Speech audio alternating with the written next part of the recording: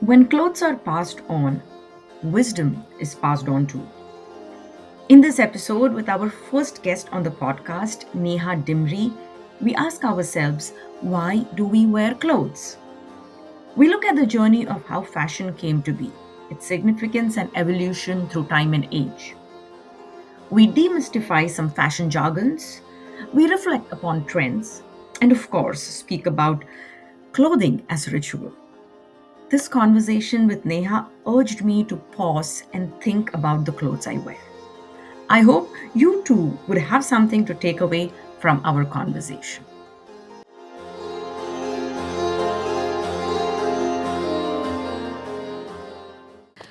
Welcome to the Epiphany Sutra podcast, and I'm incredibly excited to have our first guest on the podcast, Neha Dimri. Hi. Neha, hi. Please introduce yourself. Hi. First off, thank you so much, Divya, for having me, and it's an honor to be the first guest. I hope no pressure. I'm Neha Dimri. I have been a fashion enthusiast for a really long time. And when we moved to Seattle, because fashion was so close to my heart, I started this small Blue Poppy project business, which is basically a platform which allows me to connect to fashion and sustainability, which has always been my passion. So yeah, this is like long and short. Other than that, I've studied fashion. I've worked in fashion retail industry for really long. I have been an educator for almost a decade. So all of that gets connected through the venture of Blue Poppy. I remember you telling me that the first question that you ask your students in their first class is always, why do we wear clothes or why do we dress up? Yeah. Right? So I'm going to start with that question. So Neha, tell us, why do we wear clothes? Why do we dress up? So this was a trick question because we all know why we wear clothes, right? but my intention was asking this question was to probe them a little further, to inquire what was the motivation of dressing up, right? Like clothing, apparel, and often the answer would come as modesty, to cover ourselves. That's the social requirement, right? But interestingly, if you will see historically, the first instinct of adorning yourself was not with a motivation of covering up your body parts. It was to beautify it. So if you go back from prehistoric times, where the artifacts which have been discovered are uh, eggshell necklaces. Then we have seen documentation of people before wearing clothes, they would wear ornaments, they had worn tattoos. So it was to first, for the purpose of beautification. I think that is very deep instinct in all of us. And also then it was for identification, like, you're trying to communicate something beyond your physical appearance. So then came the tattoos. It also were insignias for certain tribes. That is, I'm talking about prehistoric time. So yeah, I mean, modesty or the need of covering up, like the way we cover up now, how we think, is it came much later in history. Uh, I had read someplace pretty recently, actually, about even coming from India. Even saris. We wear blouses with Yeah. saris, and I heard that it was essentially blouse is essentially a colonial attire, whereas traditionally blouses were never part of the attire of covering up. Yeah, absolutely. You're absolutely right. So, blouse initially in certain parts. So again, it's not like a blanket thing that people wore blouse only because Britishers came to India, but constructed clothing was something which was a foreign influence. So you will see in certain region where there were tribal migrations, like people when they came from Central Asia to say Rajasthan, or they travel through Afghanistan and settle in the northern part of India, you would see first references of choli being made. So even now, if you look at certain tribes like Rabari tribes and other tribal regions, or you will find people wearing, and that construction is very different to the blouse. It's practically open from the back, and it is really ornate. So it's more like an ornamentation than actually something which is to kind of cover your torso. But again, you're right. So this whole idea of deep-seated modesty and construction, even the petticoat, is something which came with the Britishers. So if you will see references of Victorian era where women were wearing like really high neck, like modesty, like there was this whole idea of a Victorian woman, right? And I don't want to use the word subjugation, but it was something, it was little regressive and people were suppressed, and women especially. So clothing is a very strong tool, right? So the moment you wear something which is restrictive, which covers, in a sense, then it is, you're accepting the societal norm. So that influenced a lot of Indians, and unfortunately people forgot the history, and then modesty, and also then there were other invasions and influences which brought modesty as in the whole subcontinent. But if you see any references which is even from medieval time or little before that, you have temples and sculptures, you would find a lot of usage of ornaments, drapes. But it was not, it was for beautification, it was not essentially for covering yourself up. So, yeah. Are you familiar with neuroaesthetics? No, you will have to enlighten me. So neuroaesthetics is an emerging field which studies the impact of arts and aesthetic experiences on the brain. Okay. And therefore wellness as well. Yeah. And what I'm hearing you say is that we essentially clothed ourselves and adorned our body for the sake of beauty, which essentially made us feel good. Yeah. Right? There are days when you dress up and it just feels right, like, right? Right. It immediately affects your mood. Right. And then there are days when you will stand in front of the wardrobe and you'll say, I have nothing to wear.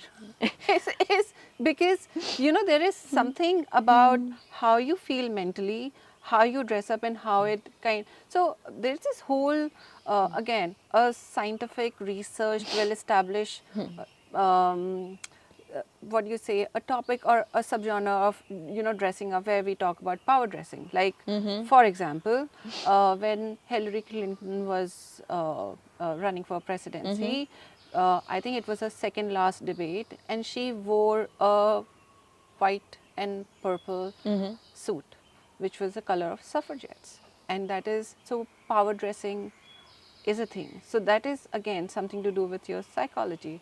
Also, like when you dress up, or if you're meeting someone, if you're meeting a friend or someone special or whatever, you want to put in effort, right? So it becomes like a ritual where you're adorning to impress yourself, like to feel good about yourself, and also how you engage with the world. Like, Right. So I, again, going back to my education stint, I would also cover this topic of, the non-verbal communication bit, Right, which right. comes a lot from how you dress up. Like, Right. every little thing that you put together can give a lot of information. Since we were talking about power dressing, Yeah. and we were talking about being conscious about dressing, I want to sort of bring us back to what we are wearing. Oh yeah, of course. Right? Yeah. And thank you for sponsoring the costumes for this episode. Yeah.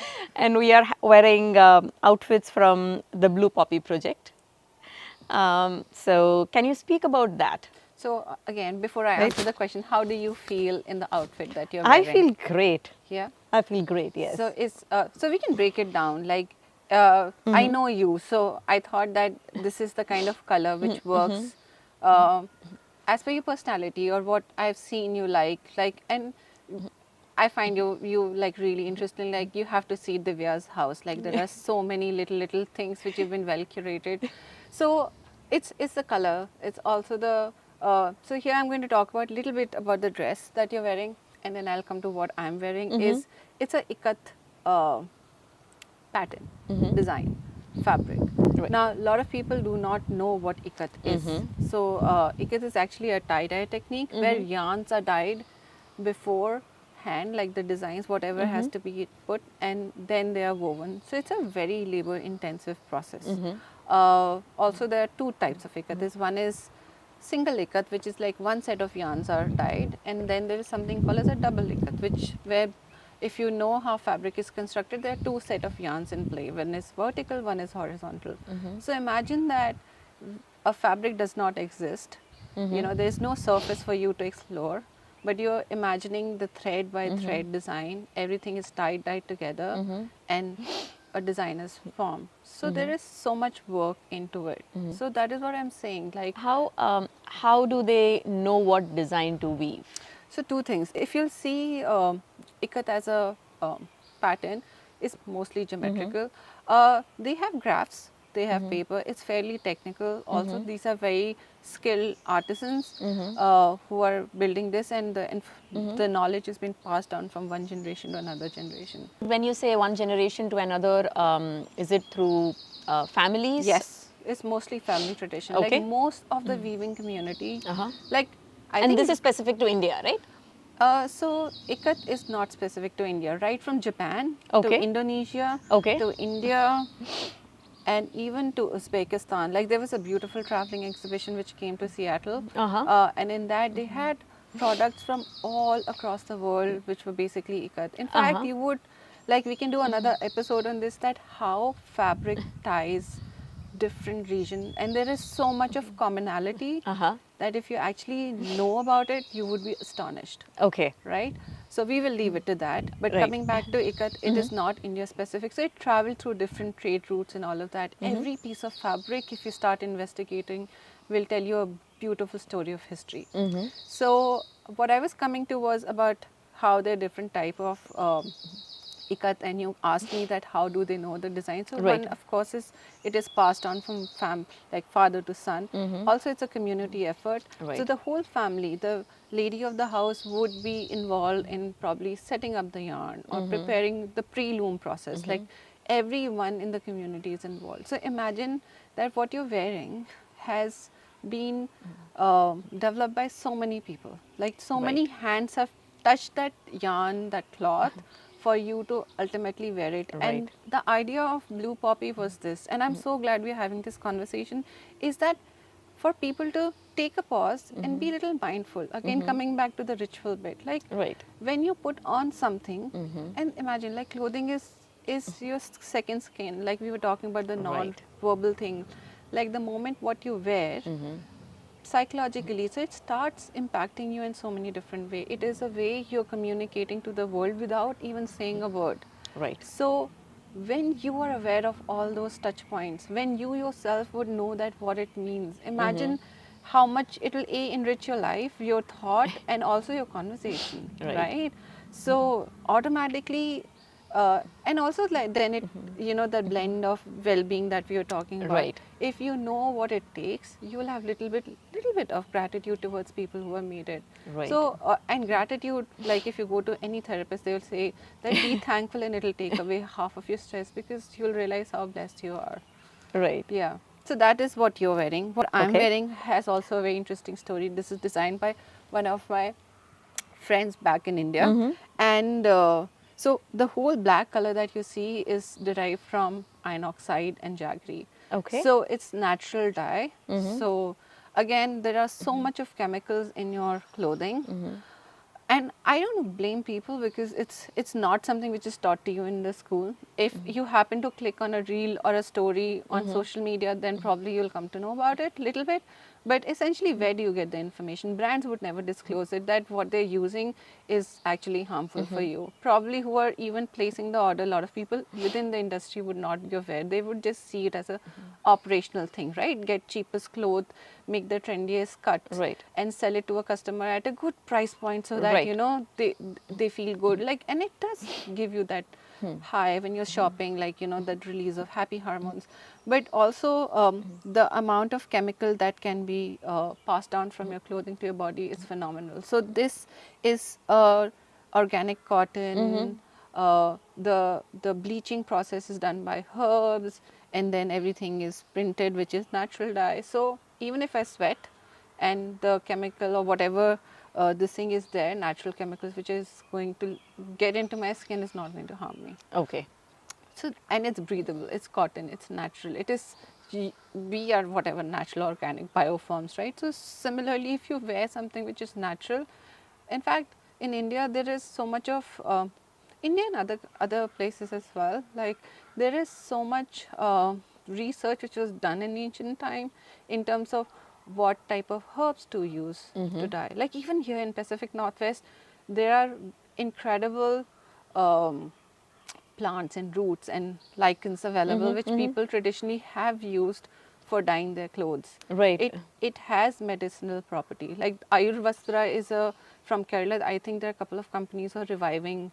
I had met with some designer back in India who were working with like genuinely natural diet. But yes, it is not commercial. It is not something which is trending. But as you increase your knowledge and also your relation with your clothing, you would start focusing on those things. Right. Yeah. Right. What's with the name Blue Poppy? I mean, as people who start their own ventures, identifying a name, Yeah, very and difficult. it's one of the most integral parts of establishing your venture. At the same Yeah. time, it's the most challenging part, right? Yeah. To know that even 10 years from now, my venture will stay and the name will still resonate, right? So there is a lot of deep thought, reflection process that goes into, finalizing a name. Yeah. And obviously, it has a lot of meaning to it. So, what's with the name and what does it stand for? So I'm in totally love with my brand name and the logo that me and one of my students helped me design. Okay. And why blue poppy was because it's an elusive flower. So blue poppy is not, it's not a mythical flower, it is a real flower. It originally it grew only in really high altitude Himalayan region, and then of course now like you do find like some specimens here and there, but essentially you will find, so it's rare, it's elusive, it's resilient. So that was one story of blue poppy, selecting it as a logo. I really, so another bit was the aesthetic of it. Like I'm as a designer drawn towards nature, botanical drawings, how forms they exist in the nature, like how it is. So that bit. So everything kind of came together. And if you'll see the logo, it's a stamp. Right. And the poppy is placed right in between the postal stamp. And that was to kind of tell the story of how everything travels. And even your clothing, there's a long journey. Like one thing which really moved me, I think I must have mentioned it earlier as well to you, was somebody, where I was attending a conference where somebody said that if you can see the clouds on the paper, you know the journey. So I had that, and this is long time back, and that thought has stayed with me, and that is what this logo and this name represent. It's a journey of resilience. Clothing that we think is actually discardable, like we have deserts which are full with landfills of clothing. It really saddens me is that there is this such a long journey. Like imagine what you're wearing, it's cotton, was actually a seed. It grew into a plant. Somebody plucked up the flower. It was then drawn into yarns and then fabric and then processing, and then somebody cut it and made it and shipped it. Like if you imagine, and I'm not just saying in terms of clothing, we were talking about ritual, like anything, even the food, that potato in your kitchen, like if you actually think what journey it is, so I think that philosophy, which is so deeply imbibed in me, was the reason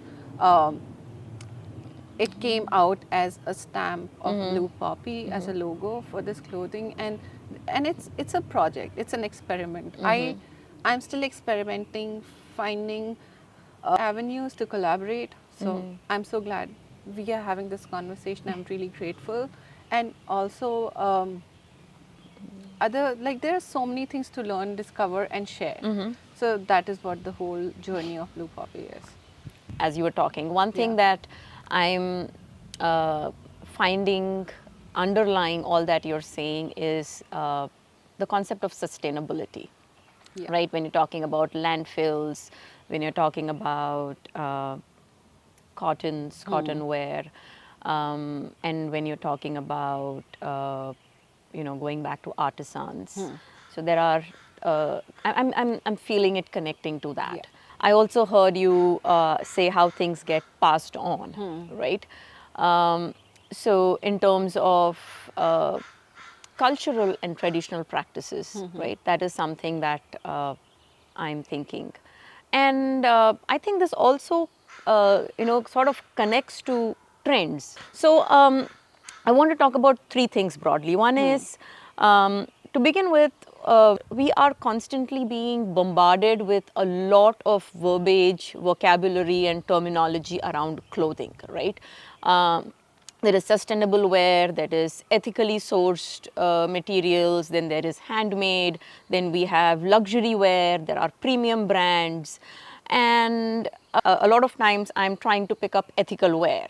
And I say that, oh, this is ethically sourced. But then if somebody were to ask me, okay, what do you mean by ethically sourced? I'm not going to know the history of it, and I will not know the specifics.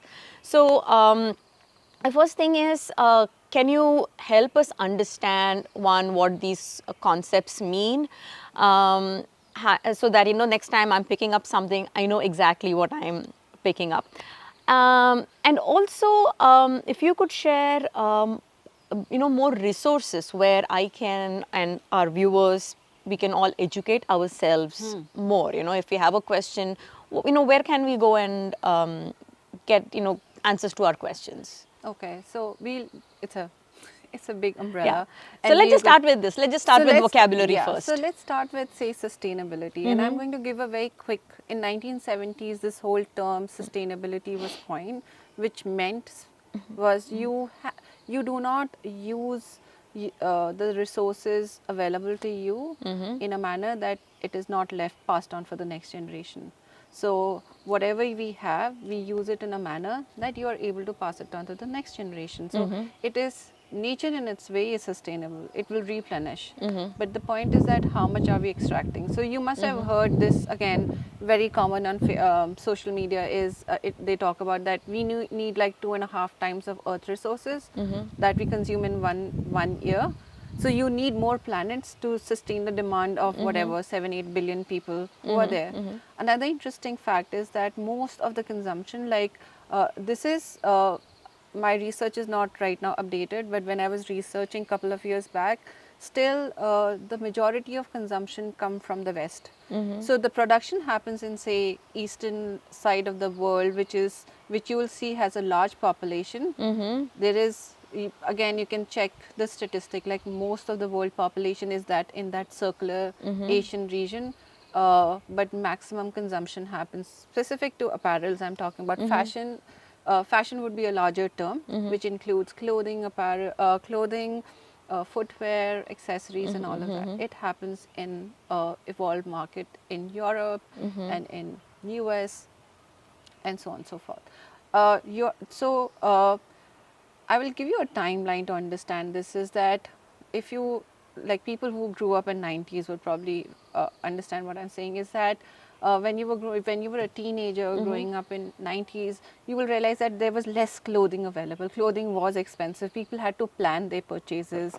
Also, it was not that every time you walk into a store you will find something new. So Right. people would have occasions, festivities to which drops were made or season were planned. Essentially, there were 2 seasons. Clothing were made according to that. And clothing was, because it was an expensive thing, people would be mindful in terms of how much they buy. That changed somewhere around early 2000 when fast fashion concept of brand came in being. Technology was also evolving, right? You have more access to polyester. And going back to resources, every one of us can turn the clothing up inside out and read the fabric label. So first educate yourself in terms of what is the fabric that you're buying. I can vouch that all the high street fast fashion brands that you would go and look. What do you mean by high street fast fashion brands? So fashion industry pivoted some 25 years back when the rise of fast fashion came. The popular brands which we all swear by, they made fashion really quick. Like, it was, so earlier when I said that there would be 2 seasons, right? You would have spring, summer, fall, winter. Right. Christmas would be a time when Right. something new will come, or Right, Diwali, right, yeah. something new will come, and people would just go buy one outfit, 2 outfit, whatever. Like, there was limited purchases of, and that Right. was trend across most of the economic group. Now when this whole concept of fast fashion, the idea was making it accessible, which I think was a very interesting, because fashion for a large part of population was inaccessible because of its price points. And this I'm talking about some 20-25 years, like in 90s. But then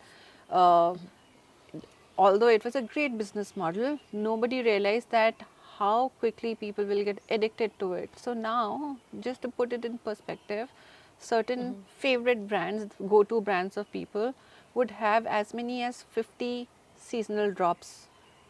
You have 12 months. So that means, like, imagine every week something, and you've experienced this, right? Like when you go to the store every week, if not new, the things will be changed around, so that you would feel, oh, am I missing out on something? Right. FOMO. FOMO, yeah. Now we have a term for it.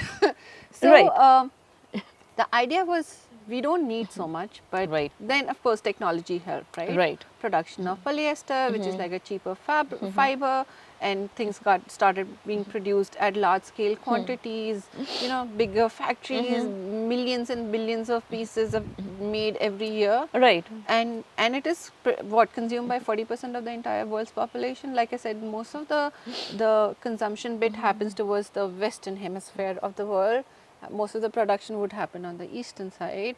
So there is this whole mismatch. Also, interestingly, I was looking at data where you see a lot of discarded clothing from the West is shipped to developing countries, and if they don't accept it, they are sanctioned. So again, whatever you have consumed once or whatever, and you have discarded, you're not responsible for taking care of that garbage. You are sending it off to some other country to kind of take care of it. So again, a lot of brands are trying to recycle, upcycle, so that must be another term that you must have come across. Absolutely, yeah. That recycle fashion and so one way of keeping being sustainable is to keep your clothing in use phase for as long as possible. And clothing is not like bread in the fridge, right? It will not catch fungus and you don't have to trash it. It has a very long life to serve. Right. A lot of time we discard because we grow outgrow it, or we just get bored of it, right? So again, that talks about ritual. If that thing had some emotional value, if you would have put something into it, like imagine, would you throw away a dress made by your mother? No. Never, right? Even if you don't wear it, you will keep it. If your mom has or somebody close has knitted a sweater scarf for you, would you throw it? Never. It will become like an artifact. It will be something. So that is the part of ritual, the ritual of making also. Like my early experience with apparel was my mother, who would take us to a store. We will buy fabric, then we'll discuss what kind of frock you want to wear, what lace you want to put, and she would sew for us. So, and she had that machine, like the hand machine. So our job was to do the wheel thingy, and she would sew things for us. So those, some of it, I think because we outgrew, and I don't think so at that time they were so emotionally attached with things. But there are things which I have, which my mother has made, a sweater, which is 20 years old, maybe more than that, and it is still, I still wear it. My son has sweaters which has been knitted by his grandmother, and we have kept it. He's outgrown it, but I can never give it away to anyone. Right. So there is this whole EQ, emotional value, to the whole ritual of making, processing. So that. And then we are talking about terms like ethical wear. We're talking about handmade, and then there is organic cotton, organic linen. Yeah. So organic is how you would see food items.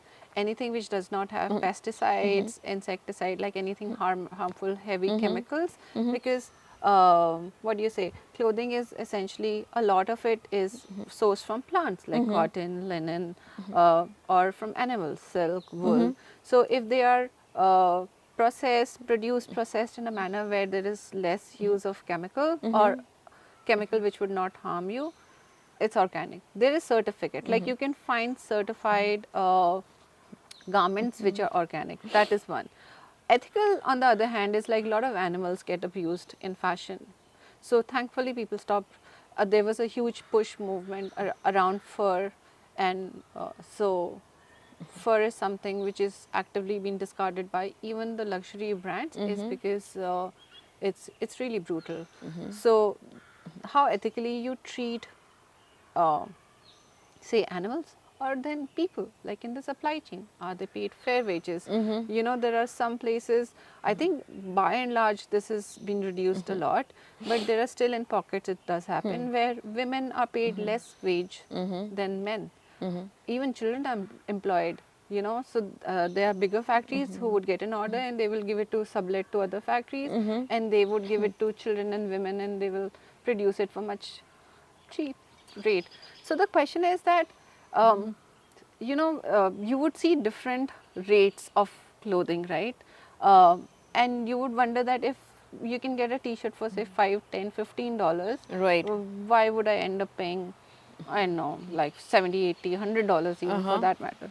So two things. One is that a lot of brands, luxury brands or certain branded products would carry the value of the logo. So be wise in terms of, if you like it, of course go for it. If you have the money, definitely purchase it, because that's a different whatever. It satisfies your need, or you can Right. afford it. But here is the point where you can be wise in terms of making a choice, is that if you're buying a regular tea, like just don't go for the cheapest option.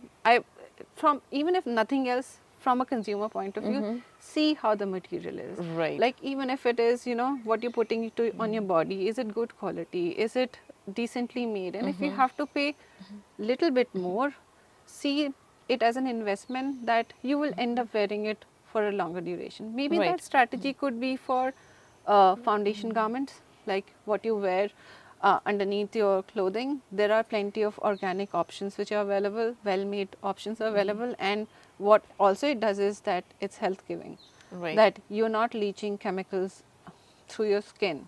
So Right. that, The other thing that is coming to my mind is also today when we open our wardrobes, we have so many clothes Yeah. that we probably don't need, Yeah. right? Going back to, you know, you were asking, would you, the emotional value attached to clothes, right? I think that is so important. And I remember that growing up, buying clothes was like a ritual. And the only two times we would end up buying clothes is, for me, in my case, it used to be one before your birthday and the other one was around Diwali. Yeah. And depending on, you know, what was that one major festival you probably celebrated, it was probably around that. And it used to be something we will look forward to, because it was one event where you went out with your parents. You also had agency to choose what you Yeah. wanted, you know, or not that you will end up getting what you chose if your parents disapprove of it, but then still, you know, they asked for your opinion. And although we only bought clothes twice a year, it wasn't like we did not have enough clothes to wear. absolutely. And yeah. also, these clothes invariably lasted so long, Yeah. right? And the other one is also, you know, I grew up with my grandparents and even my mother for that matter, right? For the longest, I know how she hand washed all her saris. Yeah. My grandparents hand washed all their clothes, you Yeah. know. It wasn't until much later where we had to literally coax them, say, you know, tell them that, listen, you're too old and washing clothes is now taking toll on your health. Yeah. So you need to stop doing that and start using the Yeah, washing machine. Yeah. But, and with my mother, I remember how with her cotton saris, she used to hand wash them and hand starch them and then, you know, hand dry them along Yes, the drying right, line. yeah. She has never put them in washing machine.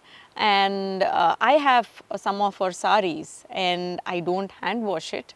But every time I look at it, it is the way it is because of how she has maintained it. Yeah. And same thing with the Kanjivaram saris, you know. Yes. Me coming from South India, Kanjivaram saris are an integral part of our wardrobes.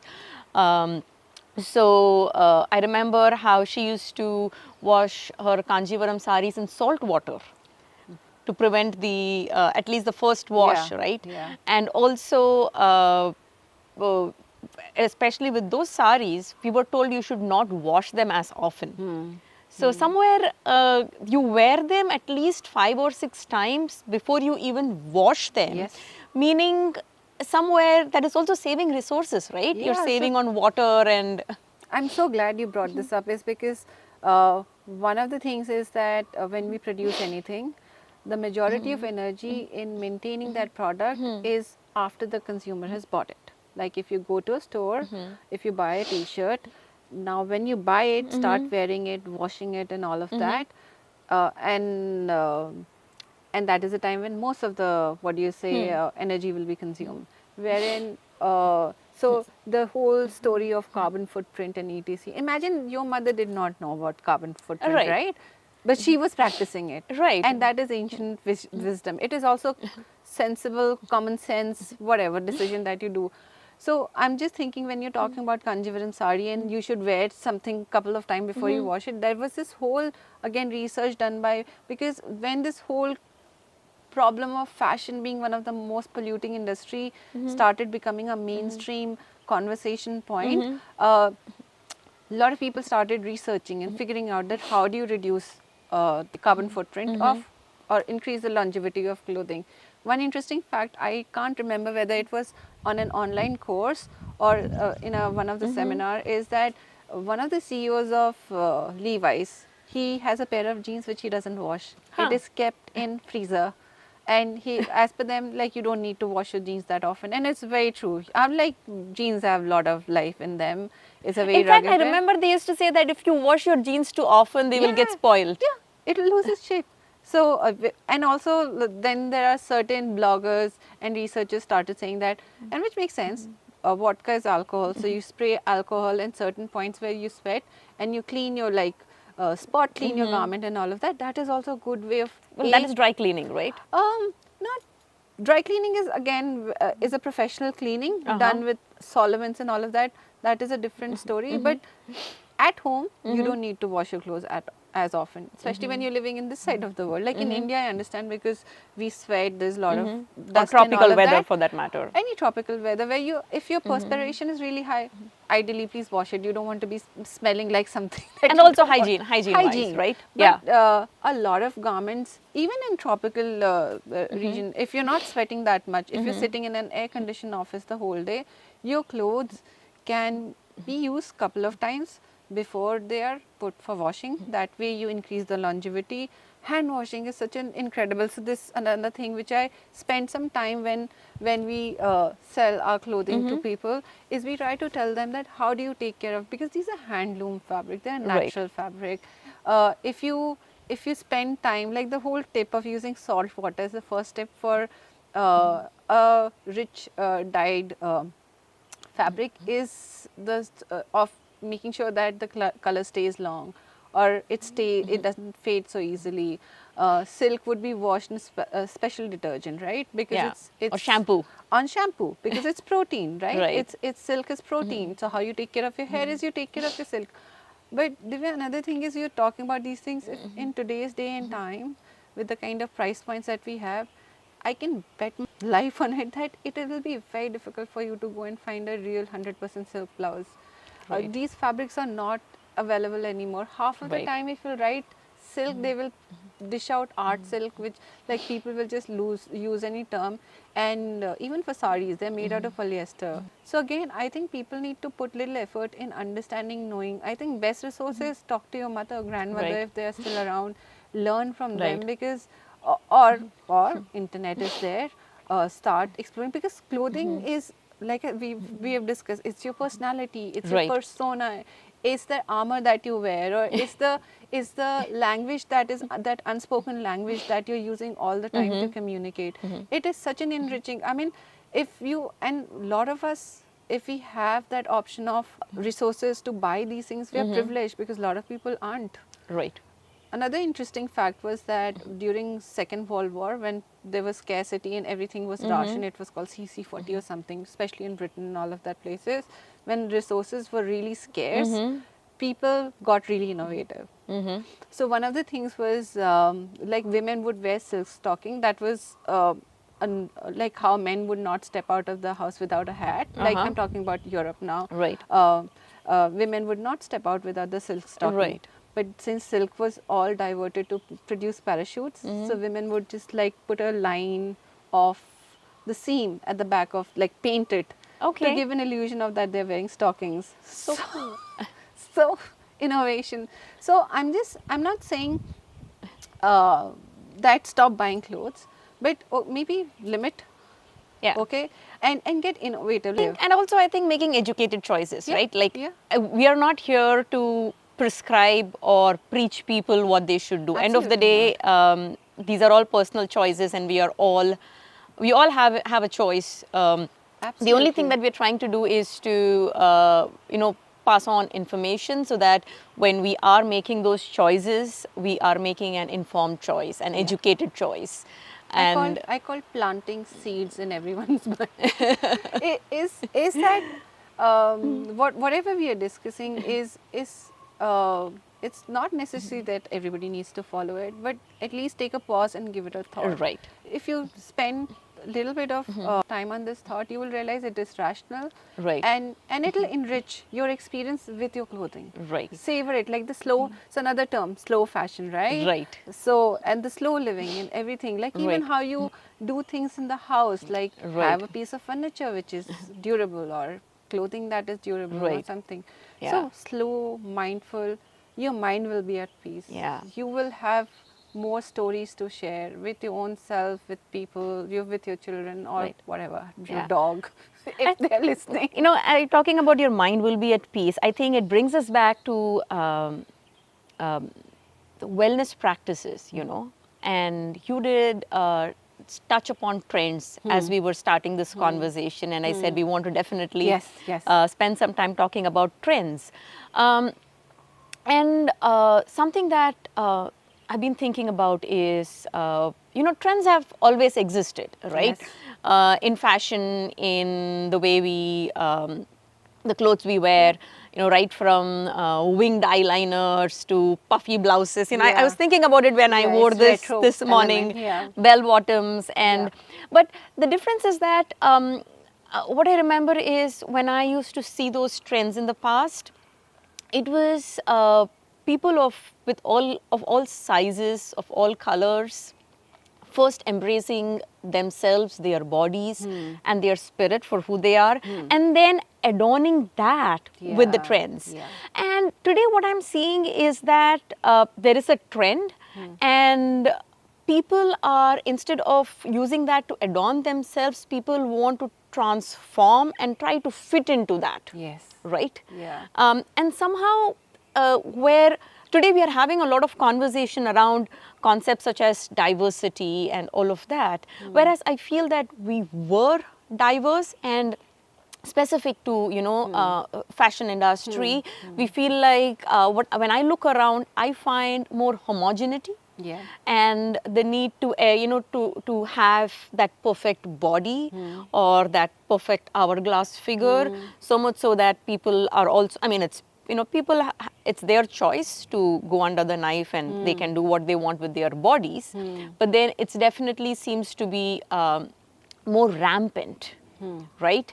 So, yeah, absolutely. I agree to what you're saying, that trend has a role to play, because see, trend, like you said, always existed. You would, like, if you study history, you will see that a certain type era existed. Exactly. Like Elizabethan era existed, or Victorian era existed. Right. Or even in India, whatever, Mughal Empire was there. So different dynastic empire here and there in the world existed. They had their own culture, tradition. Right. And they wore clothing in certain manner. Clothing it's a huge subject to kind of analyze, that how you clothing was used as insignia, to belong to certain clan, to identify themselves, all of that. So it was a functional aspect, and then it embodied the cultural traditions of the time. Right. So that was before the world was globalized. So I think post World War II is when we see there was this whole change in the perspective in terms of, because industrialization, right? Everything gets started Right. producing on mass scale. Right. So did the clothing. But then also, even if you examine 20th century fashion post World War, like you will see decades of, before that you had 1920s when the 1st World War got over, you have 20s, 30s, then 30s, little bit of less, like I was telling you about CC40 rationing, so people got innovative, you Right, know, with right. because you would get only whatever 2 meters Right. of fabric as ration, and then you design whatever you want to Right. design. Buttons uses were reduced because people could not afford buttons. And then decade wise clothing trends were changing, but those were all organic processes. Like industry was organizing itself, but it was still organic. There was a lot of personality in the style that people, when they wore clothes, Right. right? And then, like I saying, turn of century, 21st century, the industry is very hyper trend driven. Trend would even not last for like couple of weekdays, and what it does is it puts a lot of pressure on the resources. And then you talk about people who are wearing it, put so much anxiety, especially for younger audience who are mostly targeted by the whole fashion industry to look a certain way. Like Right. if you would have these drops of sneakers, like if you don't have the right sneaker, you will have this anxiety that how will I fit in, or if you don't buy a certain, you know, I don't know, sweatshirt or whatever the, you know, youth is wearing. So it is very trend driven, and youth is, it's easy to manipulate, right? It's easy to influence. And what Right. it also does is that it takes away their personal expression. So Right. I'm not saying everyone is doing it, but a lot of kids who are living their life on social media and they pick up trends and Right. this thing which is not organic. Some of it is, yes, but a lot of it is manipulated by companies and algorithm, and they are just falling, like they all want the same, I know, sweatpant or the same color or the same makeup or the same hairstyle. So what happens to your And personal? you're a mother to a teenager, right? Yes. And like that's why I'm saying I was giving the example of shoes. Fit in because you want a certain type. So, and one is not enough. So, and then that creates so much anxiety in the youth, and you can, and with a teenager, because I'm a mother of a teenager, it is not easy to rationalize all this in a conversational manner, but and you feel that it is so unnecessary, right? Like Right. it is, it's not a necessary stress that you need to take on in life to grow. It is something which is absolutely avoidable, I feel. Right. I mean, it's so Or in interesting. moderation. I don't know. I'm not saying like get away with it, but in moderation. Right, the finding the balance around that, Yeah. right? It's so important, and I think it's so interesting. You know, we started this conversation with why do we clothe? You know, Yeah. why do we wear clothes? And that was really because we want to adorn ourselves, and it makes us feel good. Good.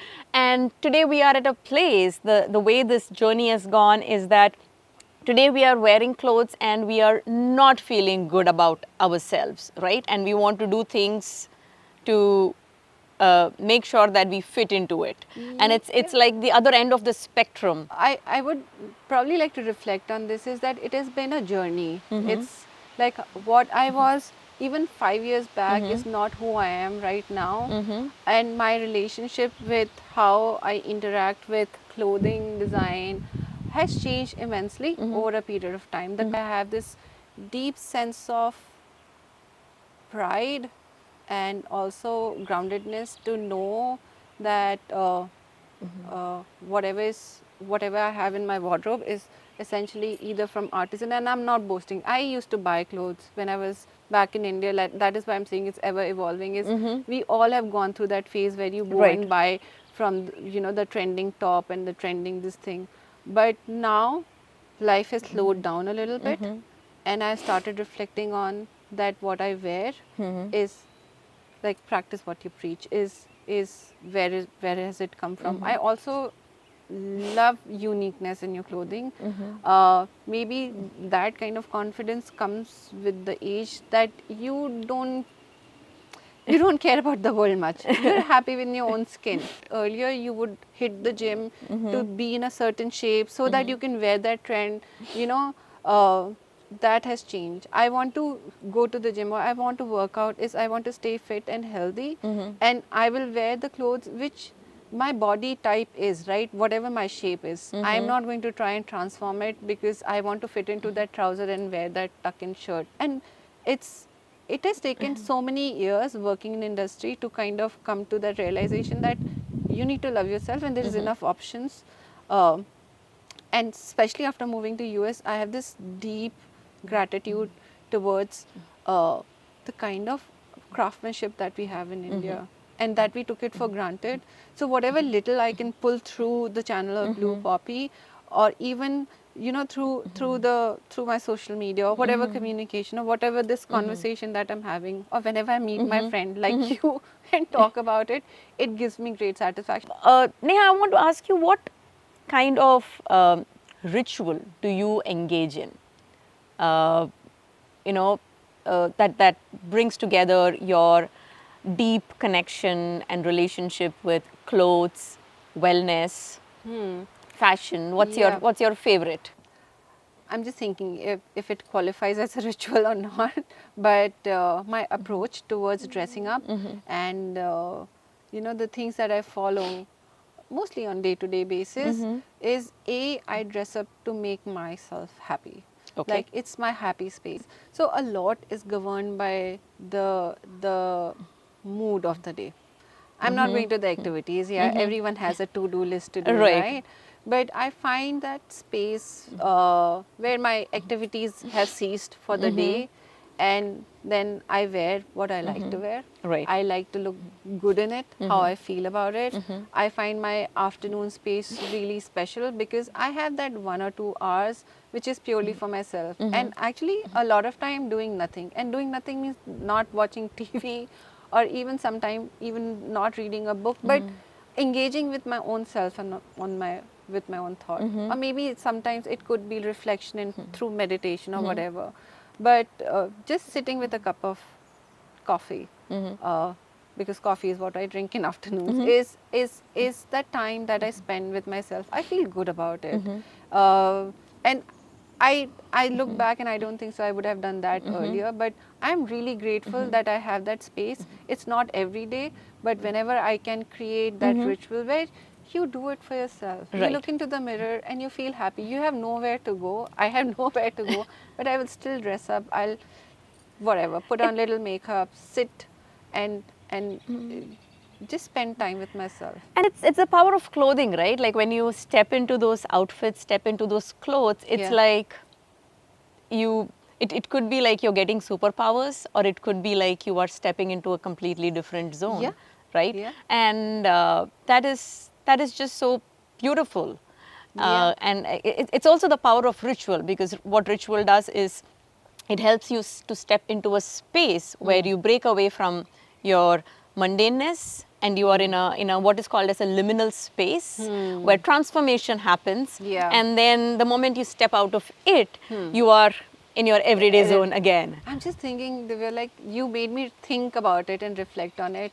So one of the things challenges of living in Pacific Northwest is rain and cold weather, Right, right? right. And I love wearing, say, cotton saris. Or, and where do you wear cotton saris and go, right? I can't Right. take my dog out for a walk with that, or go to work or anything is, you would not. So Right. I have created this afternoon ritual space where like you said, you go in this space where it's a make-believe world. Like, I would wear my cotton saris, I would sit, read, write. I like to journal. I have not experienced this earlier in my life. I've recently discovered, but sitting down and writing how I feel and what I feel, it really cleanses your thought process. So that, and I'm like, I'm surprised myself. I do it just for myself. It is to no end. Like, it is not to impress anyone, it is not to showcase to anyone, it's just that time is mine. And by the time when it's evening and people are coming back from work and offices and their life goes on, I take off my cotton sari, I go back into my regular clothes.